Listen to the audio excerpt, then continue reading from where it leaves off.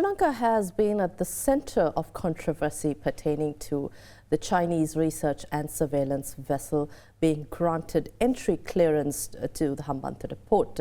At the same time, recent events in Sri Lanka, the economic and political crisis has put Sri Lanka under the spotlight internationally. To discuss Sri Lanka's future as an investment hub and the energy crisis in Sri Lanka, potential for exploring Sri Lanka's oil and gas resources and the way forward, we've invited to our studios an expert in the very subjects that we intend to discuss tonight. An expert in oil, gas, the energy industry itself, and petroleum resources development. May I warmly welcome the Chairman of Petroleum Development Authority, Mr. Saliya Wickramasuriya. Thank you, Indeewari. It's good to be on your show. Incidentally, you were here last year. Yes, about the same time. About the same time, in August 2021. But that was a time when the Petroleum Resources Bill was passed in Parliament, if I'm not mistaken. Shortly after. It was passed in 2021, in September, I believe. What's the mandate of the Petroleum Development Authority? It sets up the management framework for the industry by defining a regulator, which then separates itself from the operator that actually does the work, and then policy, which is set by a group advising the minister. So it actually defines the functions that are required to be separate. It separates them out.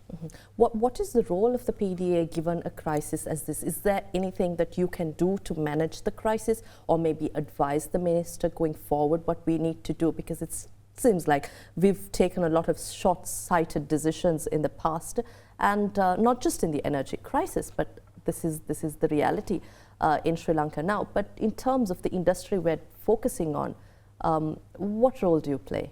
The PDA would be the regulator of those three, and although it can't do very much to influence the outcome of current events, it can certainly do what it needs to do to set the stage for future reduced dependence on imported hydrocarbon.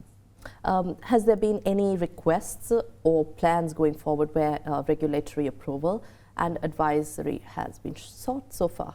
Yes, there are lots of changes. We've done several things that the international oil and gas industry have recognized as being useful in mitigating the risk that they would take in entering into a new country like Sri Lanka. So we've redefined the size of the offshore acreage into much smaller parts. We've introduced a more flexible contractual system where we don't ask for commitment on production sharing, but we just ask for commitment on exploration. So we issue exploration licenses. The term is short, 3 years, as opposed to the previous 20.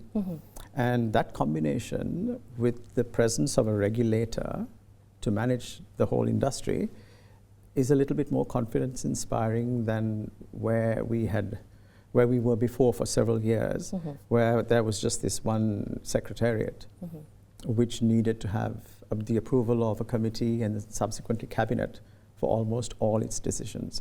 So now we've made the independent authority, which has an independent board, and staffed it with people who can take decisions.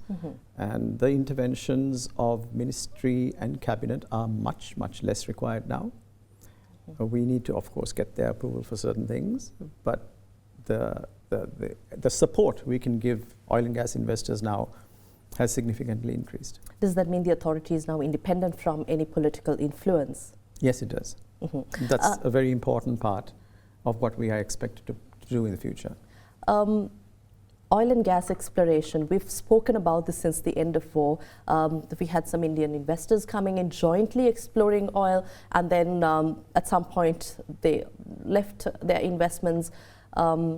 And then in recent times, we've been discussing about this industry, but there has been sentiment that there's no use of Sri Lanka's resources. But what really is happening? Is there any potential in the offshore blocks that we've spoken of? The simple answer is yes. That potential exists both above the ground and below the ground. Now, by that I mean there are natural resources such as wind and sun above the ground, and hydrocarbon and fossil fuel resources below the ground. They are all eminently of high potential, and from the oil and gas side, This has not been a mystery for the industry, because ever since the Cairn discoveries in 2011 and 12, what was proven was that there existed multiple working petroleum systems. So once that has been proven in place A, you can extrapolate its presence to other places in the same basin. So the potential is there. It's recognized internationally. The operating framework and the rules of engagement were not clearly defined. Neither was the market, which is what caused certain delays. What do you mean by neither was the market? What does that really mean? I'm glad you asked that question. Sri Lanka is a small economy. Its ability to consume production from offshore oil and gas fields is limited.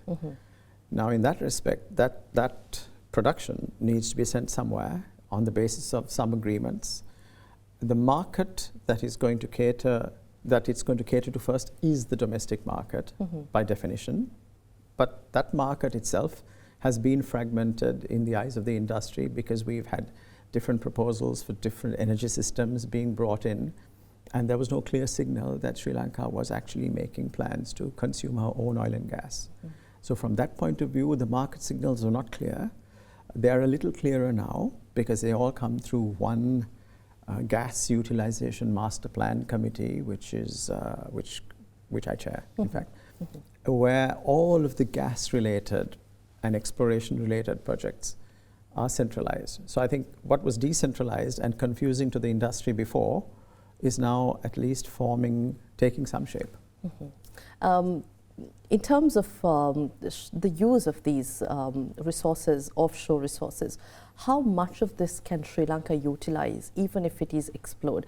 If there is an outside party involved in exploring, will Sri Lanka be able to reap the benefits of our own resources? That too is an excellent question. Thank you for asking that. And I say that because Sri Lanka's laws, our mineral laws, state that the resource, be it above the ground or below the ground, even a gemstone, belongs to the Republic. The Republic is the people, which means that whosoever comes in and invests money in the recovery of said resources, be it solar, wind, oil and gas, minerals, needs on their side to meet their return on investment. Right. And on the state side, it needs to provide some benefit to the state of the resources they own. So from that point of view, most of our engagements on the oil and gas side are on a resource sharing basis. So somebody else comes in, somebody spends, we create the basis for that spend because we commit to buy a part of that production. Then we permit them to export whatever they can if it's in excess. So Sri Lanka will benefit from whatever resource is exploited because our laws require us to do so. Just a quick addition, in other countries, some other countries, it isn't like that. In some other countries, the company that invests is given ownership of the resources, and the country derives its return by taxing the profits of that company. So in this case, it isn't the same.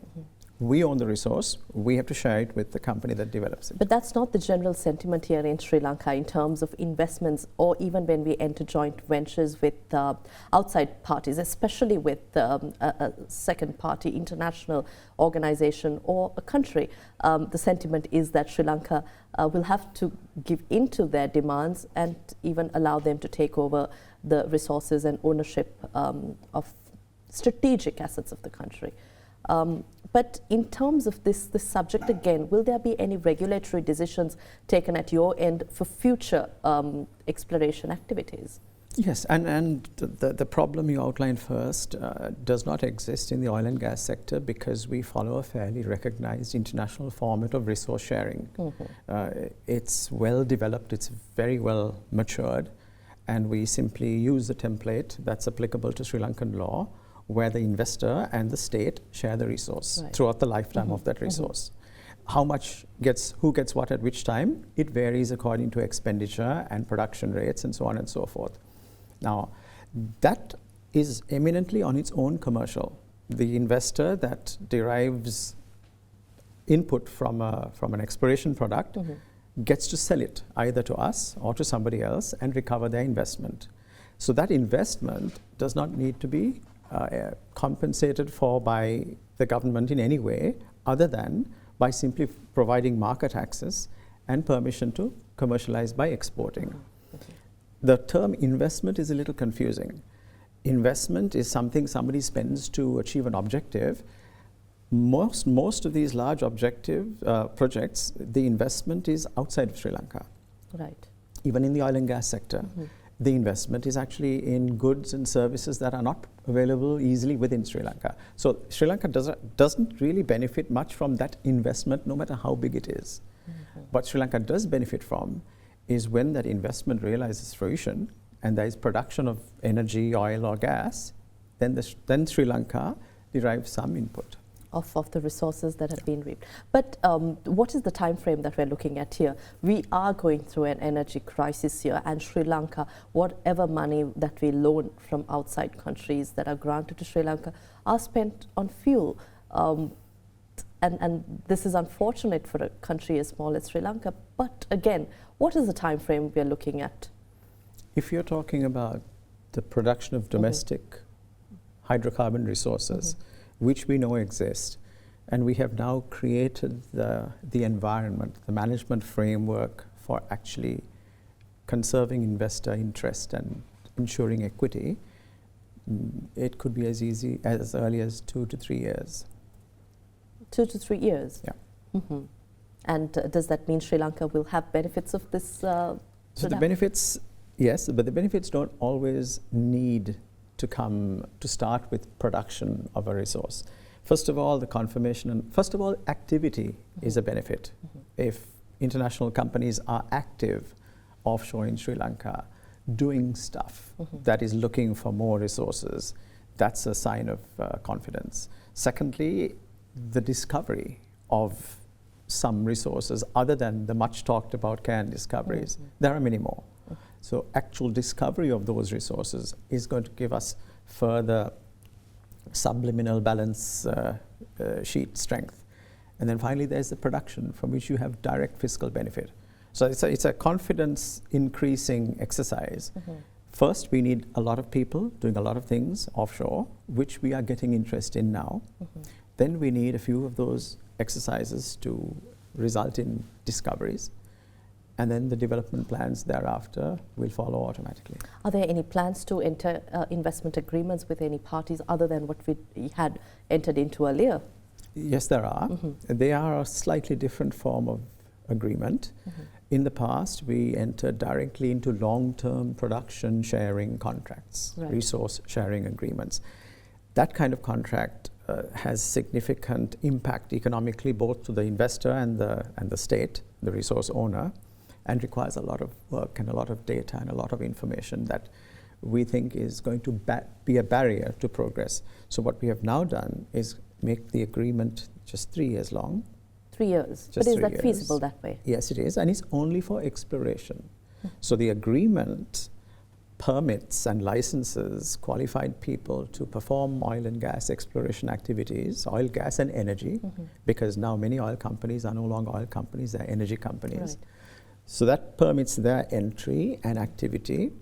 And in the course of that activity, if a discovery is made that is worth commercializing, within the constraints of that agreement, there is the opening to enter into a direct resource sharing agreement with the state. So it's an interim stage. It's what other people would call an exploration license. So what happens after these 3 years? We have an investment party that will engage in exploration activities between 1 to 3 years, and thereon does Sri Lanka have to look for new ventures or new parties to work with, because we do not have the capacity to develop the resource, do we? That we don't at the moment, but one of the objectives of what we've done is actually introduce the imperative to build Sri Lankan capacity, which is why the new program that is now launched, if you like, internationally, it's called Explore Sri Lanka.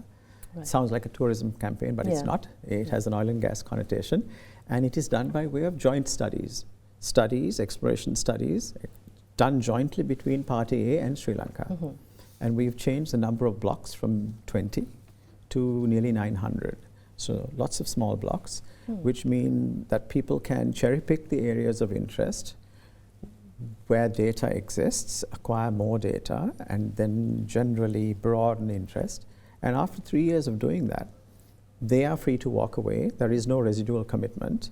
They are free to approach the government. The government is free to decline. The government is also free to entertain a discussion on how to propagate that quickly to production. So there's a lot of flexibility. What we do at the end of 3 years is we assess on an ongoing basis the availability of open acreage, allocate it to people who are more interested, and partner foster partnerships between people who are still working. How much will our industry be worth? What's the valuation like for the oil and gas industry? Much more than we think. Now, the direct value of the reserves, this is a moving target in the very, because the market, external market conditions set the prices. But Sri Lanka's resource estimate varies between $200 and $300 billion based on our current scientific volumetric analyses. You spoke about data exchange here. I'd like to touch on that a little. How important is this for Sri Lanka, and where does Sri Lanka stand in terms of interest by global partners and other services industry investments? Data is the single most important thing in proposing any hydrocarbon intervention exploration-wise. If you don't have information on what lies below the surface, you really can't make any educated guesses as to how to proceed. So we are acquiring a lot of data. There are a lot of data that we are acquiring is being bought by the market. Yes, I'll come to that in just a moment. So Sri Lanka's data catalog, as it's known in the oil and gas sector, is increasing day by day. It's increasing with new acquisition, reprocessing of old data, and generally different technologies now coming into the mix. We're not paying for any of that. Who's paying? This is an investment made by the companies that actually acquire the data. They do so under license of the government of Sri Lanka. And the government of Sri Lanka licenses them to perform certain data acquisition or reprocessing activities, acquire the data or reprocess it, and sell it to third-party outside companies in the industry globally. Now, what we get in return is we get the data, we get a part of the revenue of their sales, and all of the market risk is borne by them. In other words, we don't pay for any of this. We simply permit another company that's globally recognized in the market to acquire data around Sri Lanka and sell it to their existing customers.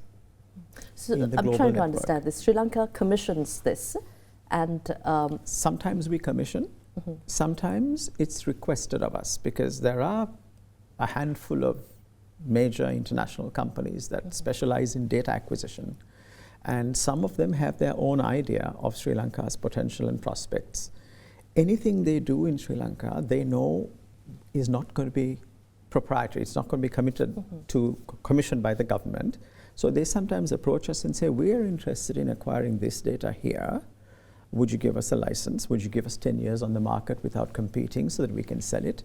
Now, the advantage of that is we don't spend, but we get the data, and there is sufficient interest for them to start that program in the market that they are selling the data to. How much did they make last year? Last year's number was about $10 million US, something like that. We have a share of that. And Sri Lanka has... And we have the data. And the industry has the data too.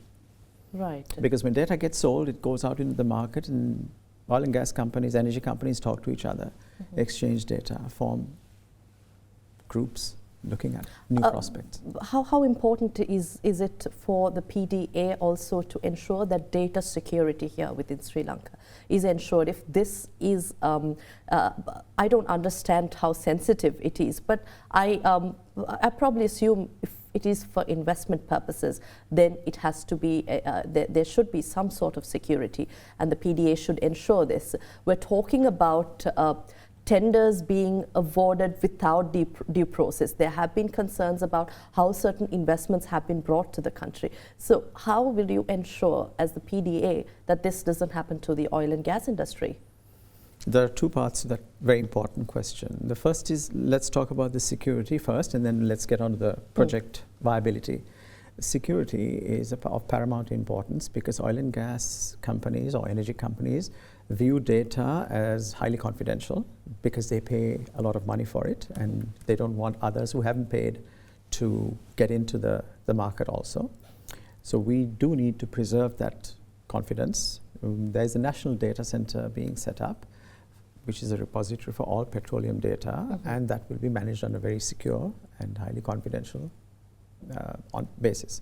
So yes, we do recognize that it's a must. We don't have an option. We don't talk about who's buying data, for what purpose. We just simply make sure that the data they buy and pay for is delivered to them and nobody else. And we don't compete in the market against them. In other words, we don't give that same data to somebody else who hasn't paid for it. Right. Now, on the project viability part, in the energy industry, there are just a few things to think about. There is the investor. Now, take oil and gas. The investor is out there, and Sri Lanka, the Republic, is here. Both of them have a different aspect of this project. The investor needs return. The state also needs some return, plus some other longer-term direct and indirect benefits, keeping in mind that the state is not part of the original investment. So from the project evaluation point of view, you're right. There are many projects that have proliferated. We don't know much about what went on to create them. But all projects can be summarized into a few simple numbers. Net present value tells you how big a project is. Payback tells you how long that project needs to generate revenue before the original investment is recovered. Return on investment is what you get compared to what you spend. An internal rate of return is annualized overall project return divided by the capital that goes in. So there are some very simple numbers that allow us to compare project 1 against project 2 against project 3. I haven't seen that happening outside of our work. Now, we do that. We are expected, when we compare two proposals from two different companies for two different kinds of production sharing mechanisms, or rather two plans of production sharing, we have to take back to our government the difference between these two. And we use simple project financing metrics to identify them so that all projects can be expressed in numbers. So I personally would like to see all projects expressed in those numbers. That is not always the case. The flip side of the coin, data sharing with outside parties. What is the threat to Sri Lanka here? In recent times, we've been talking about regional security to economic security and sovereignty of a nation. But let's put all that aside. But this is information, data about resources and certain elements of the location and other information, I assume. So what security do we have in that aspect? In other words, you're asking me what threat there is from us selling our geotechnical data, which is the only data we manage, to outside parties. I would say from a security standpoint, none, because we are looking at subsurface structures kilometers below the seabed. We also see the seabed, but then bathymetry is no secret. There are admiralty charts that tell the whole world the depths of water and the contours around Sri Lanka. So there is no secret. There is a threat in terms of that the commerciality of that data being eroded. So in other words, if we allow the data to leak out, then we could upset the people who have spent money in acquiring it and spent money in purchasing it. So from that point of view, there is a risk. We have to manage that risk and minimize it.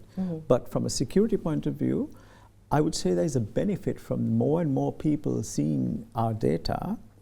The more and more commercial value is unlockable in Sri Lanka, and the more interest we have. I don't think that it has any security aspect unless we discover a huge subsurface mound of uranium or something like that. No, this is not going to happen. You did say that a national data center is being set up, but currently, who has access to this data if it should be protected? We've been talking about politicians being involved and other parties having inside information. So who has information of this? Nobody has access to data that we manage on the petroleum front.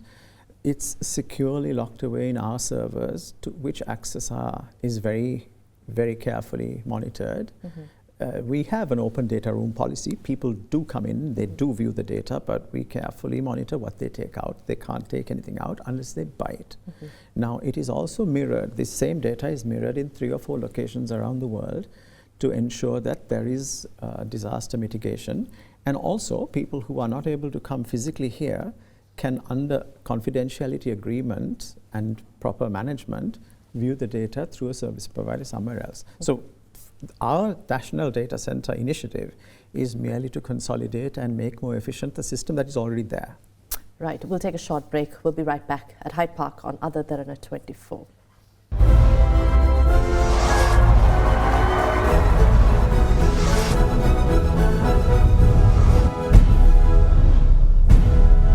Welcome back. We're in conversation with Saliya Wickramasuriya, oil and gas industry expert, a petroleum engineer. You are. So we've been talking about Sri Lanka's potential in terms of the deposits, offshore oil and gas resources. But moving on to talk about Sri Lanka's present circumstances, an energy crisis, a political crisis, an economic crisis, and somehow the outlook for Sri Lanka is bleak, but there is a lot of hard work put across sectors to rectify this situation. In the meantime, most of our major companies have made outstanding profits over this period. Going forward, what is the outlook for investments in the country? You have been advisor to several groups, including the Port City Commission, and you are a member of the Port City Commission as well, and advisor earlier to the Hambantota Port Group. But what is the outlook for investments in Sri Lanka at present? Positive from a longer term perspective than it would have been perhaps before the economic crisis started to bite. Because what the economic crisis did was reduce country rating and increase country risk, and that's a perception that many people use to defer investment decisions. But those of us who recognize Sri Lanka's long-term strategic location and trade positioning see it as a very good destination even now for the longer term. Nothing's going to change where we are and what we do. But in the short term, what do we do in order to achieve those longer term expectations and whatever we can possibly reap in the longer term, especially when we talk about investments? Are we in a position where we can attract these investments, and what do we need to do from a policy perspective to put the country back on the map? So certain things have already started to happen. De-restricting of foreign currency regulations or lifting of some of them is a good sign, because investors then feel a little bit more comfortable with moving money into Sri Lanka, because the more we have to distinguish here between investment and revenue, and the two are different. Investment is much longer term and revenue is immediate.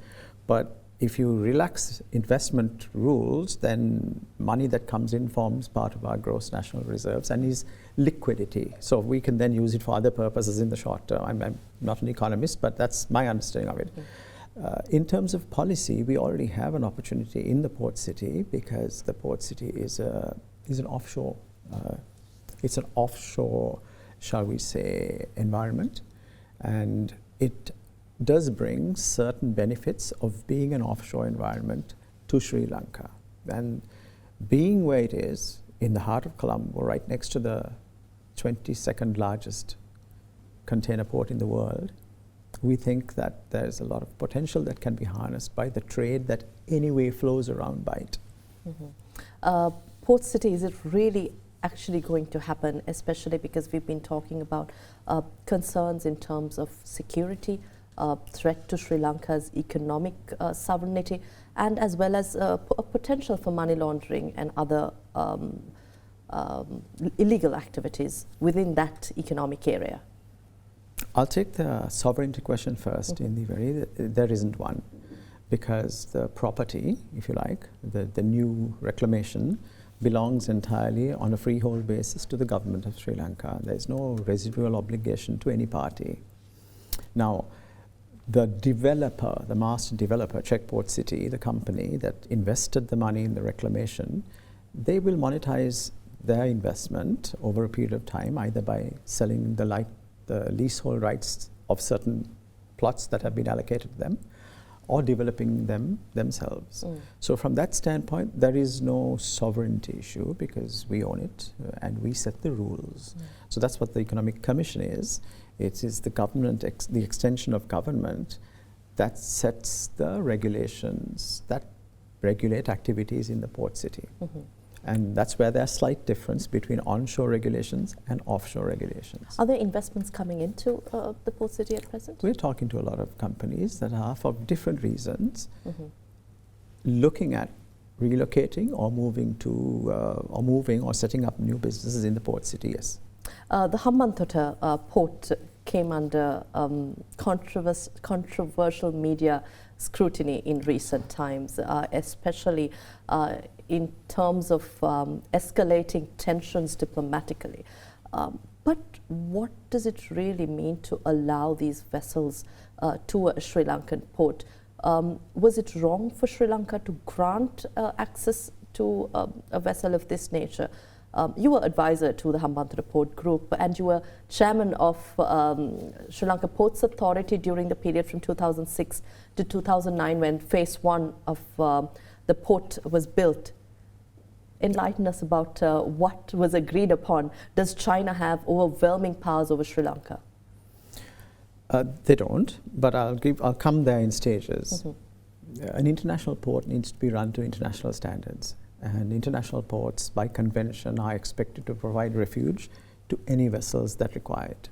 Now, what happens when the vessel comes in, what it's permitted to do is a different matter. But any vessel that typically asks for refuge, be it for fueling or medical purposes, is usually given access to the port under conditions of certain security. Now, in my knowledge, to my knowledge of the last many years, there have been many military vessels coming into both ports from many different countries. So I'm not one to say specifically why this should be different. I can only assume that information wasn't exchanged as it perhaps should have been. Relationships perhaps were somewhat blocked in certain instances, or perhaps the policy was clear. But from a port management standpoint, all callers are given service. That is an obligation that any port operator has internationally. You hardly ever keep a vessel out of port. In the question about China, how much of power does China have, especially after our agreement with them to lease out the port and the arrangements per se? Can they just have overwhelming power over that port area and the Hambantota port itself? No, they can't, because the port of Hambantota is now managed by two entities. There is the commercial entity, which is the Hambantota International Port Group, which is 85% of the China Merchants Port Group and 15% of the SLPA. So the Sri Lanka Ports Authority is present on business decisions made by the group. The services of the port, the Hambantota International Port Services, HIPS company, is 48% Sri Lanka Ports Authority and 52% CM Ports. So there is a huge prevalence of operational influence exercised by the Sri Lanka Ports Authority. In fact, the pilots that navigate ships in and out of the harbour do so under the authority of the Sri Lanka Ports Authority. The Navy controls access to and from the port, the Sri Lanka Navy. The Sri Lanka Customs, everybody in there. The Sri Lanka Police have a presence in the port. So none of the security, law and order services is under any authority other than Sri Lankan. So this is a business decision to let any ship in, but that business decision is always approved by the authorities that approve any other port entry. So there's nothing special about Hambantota Port there. The concern was that this ship has the capability of monitoring ballistic missiles and satellites. And India, there were reports of India's concerns for its regional security as well as economic interests of the country itself. Sri Lanka has previously approved about 700 warships, of which mostly 700, with India, Japan, the United States visiting Sri Lanka, as per information we've received. But again, this is India, our closest neighbor, raising concern about China's visit to the port. So how do we balance these superpowers, especially as tensions escalate between these superpowers? So Sri Lanka in the midst of all these concerns, and we have to rely on these countries to navigate our economic circumstances as well. I have to then move my perspective to you from a port operating point of view to a slightly more geopolitical, broader point of view. But my story doesn't change. It's all about having a clear policy. I think we're a non-aligned country still, so we must have good relations around all points of the compass. We must communicate in trust, freely. I read about India's concerns. I read about China's counter concerns. I can't tell you anything about them because I have no basis for their veracity. I can't confirm or deny any of them. But it just simply goes to show that we need to perhaps do a better job in moderating and mediating those, managing these expectations of being a non-aligned nation with an international port which is expected to offer the same service to all callers. How can the Hambantota port actually be used to live its potential? When it was built back then, there was a lot of expectations for the port, but in terms of being a maritime global hub, we're far from that. So where have we missed the opportunity here? Yes and no, because when Hambantota port was built, it was built to take a surplus of activity that was overflowing from the Colombo port, primarily project cargo, break bulk, liquid bulk, and roll-on, roll-off. Now, in the last few years, I believe Hambantota has become the region's hub for vehicle transshipment. Now, that's something that Colombo port has no space for. So it has worked in some aspects, but I think the other expectation was that it would function as a regional gateway for import-export businesses around the Hambantota district. So there was this vision of a large economic zone, which certainly would benefit from having a port close by. Those aspirations have yet to be achieved. Our aspirations for a better Sri Lanka, you said in the long term, we should be in a good place. But again, I'd like to go back to our question about policy changes that we need to look at in terms of rectifying the short to mid-term issues so that we achieve that longer-term prosperity we're all looking forward to. From enabling investments and to creating a conducive environment here, what more do we need to do, especially when we consider outside investments, whether it's India, the US, Japan, or China? And just as we speak about investments, they are our largest creditors as well, while we have conversations, talks with the IMF for a bailout package. So how do we manage our economic interests here? A broad question, but I'll break down what an investor wants into three: stability, transparency, and speed of government action. Now, if they have access to the right people who make decisions quickly and they are confident that policy won't change from one government to the next, that's the biggest thing we can do to enhance confidence of investors. Everything else is secondary because, in fact, tax incentives are secondary. What really Sri Lanka needs to do is make it very clear that the laws and rules and regulations of today will not change. They are transparent. Projects are entertained transparently, evaluated transparently, and the decisions communicated clearly and quickly. It doesn't take much to do that in Indeewari. It just takes an attitude. I'd like to also talk a little about renewable energy sector here.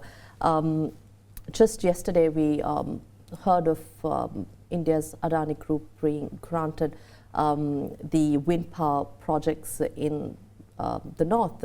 At the same time, there were concerns about the way in which this project was handed to the Adani Group earlier. This was during the COPE hearings.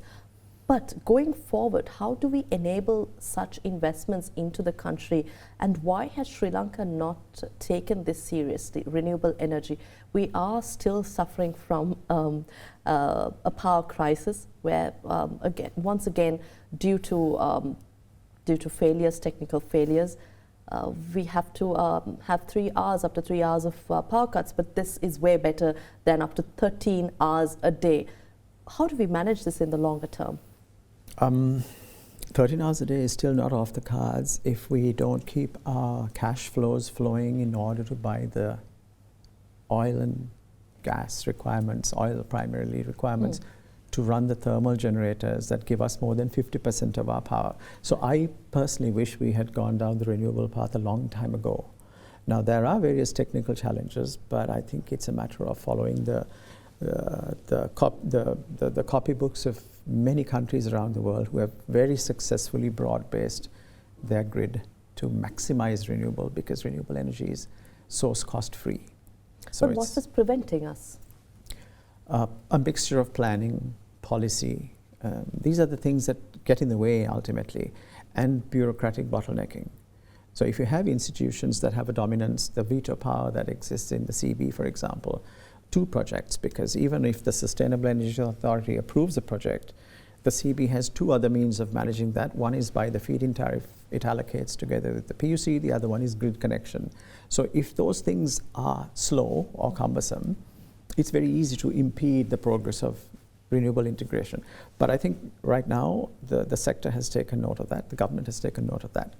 And there is a strong will now to restructure that, to make it a little bit more market-driven, a little bit more competitive, so that these shall we say, monopolistic abilities are reduced. Now, if you're talking about the Adani project, I can't tell you much about it. I don't know. But from what I understand, it's a project that was given the go-ahead for feasibility studies, and nothing else is determined until the feasibility study is done. So I think we're at the early stage. I believe that's what it is, yes. I'm not involved in it, right, from what I've heard. In recent times, again, we've been talking very seriously about restructuring state-owned enterprises, and especially our national carrier, Sri Lankan Airlines. Going forward, what especially should we look at? I'm merely speaking to you from an expert point of view here, for your expertise in moving into ventures with outside parties, a third party again, whether we are to bring in international ventures or Sri Lankan corporates to invest in these state-owned enterprises to revive them, to make them profitable. But what do we have to really pay attention to? Because in the past, some of these ventures were taken over by the government due to various concerns. So from a regulatory perspective, what must me... Another super broad question, but thank you for it. It's a good one. I'm just working out the best way to approach it. I think one of the objectives of reforming a state-owned enterprise, if you like, or changing it, would be to bring all or part of it under the Companies Act. Now, the Companies Act of 2007 allows for much deeper scrutiny, much deeper transparency, oversight, and that is a statutory requirement, which then means that you can't have things going on in black boxes that the public is not aware of. So, however that's done, I think that's an essential move. Now, this can be done in several ways. It can be done in splitting it up into parts and then listing some parts, attracting strategic investors into other parts. The problem with that is you've got to make the business models of each one of them viable for the investor. You can't force people to invest. So it's a complex subject. It needs to be done because the government of Sri Lanka today takes far too much market risk. It spends for everything and subsidizes many things. And how long can we go on doing that for? So from an investor point of view, you do want to give some of that risk to the private sector, but at the same time, you want the private sector to be able to make some money from it. So it's not a straightforward exercise. I don't have any solutions to offer you right now, but we must bring greater scrutiny into these state-owned enterprises so that the excesses and inefficiencies can be eliminated. I think on that note, it's time we wrap up tonight's show, but thank you very much for your time here at Hyde Park and for sharing your thoughts and expertise.